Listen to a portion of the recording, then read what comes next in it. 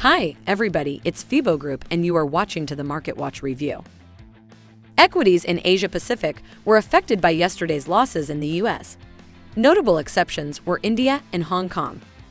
Europe's Stoxx 600 has recouped around half of yesterday's 1.65% fall, while US futures trade higher. Although the dollar is somewhat mixed, it tends to be a bit firmer. The middle of the week, gold reversed and recovered.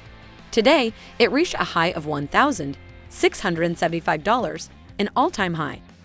December WTI is currently at $80, but is still below yesterday's peak of $82. Asian Pacific market. Japan's data surprised mainly on the upside.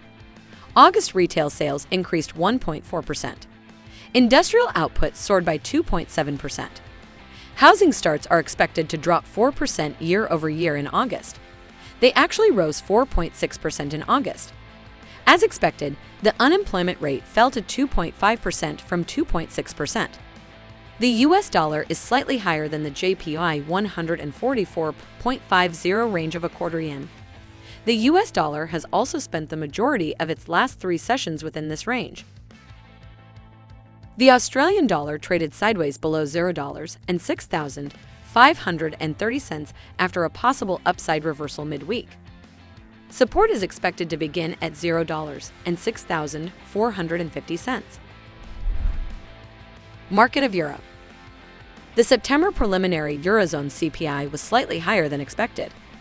The headline rose to 10% from 9.1%. The month-over-month rate was up 1.2%. Swaps market is at 75% chance of another 75 BP increase when the ECB meets on October 27. On Wednesday, the euro saw a significant upside reversal. The euro had fallen to a 20-year low before rebounding higher and closing above its previous session high. Yesterday and today, there was more follow-through buying as the single currency rose almost to $0 and 9,855 cents. The final view of GDP for the second quarter in the UK was more accurate than that of the first quarter. Sterling reached its lowest point on Monday at $1.350. Sterling has been rising and settled at session highs over the past couple of sessions and is now around $1 and 1,235 cents. Market of America. The Fed will be able to support its argument that the labor force can absorb additional tightening by pointing out that there has been a decline in weekly jobless claims from 5 months. It is unlikely that today's data will spark an important shift.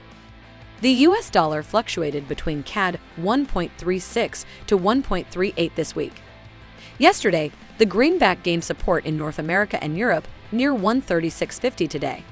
The range's upper limit is CAD 137.50.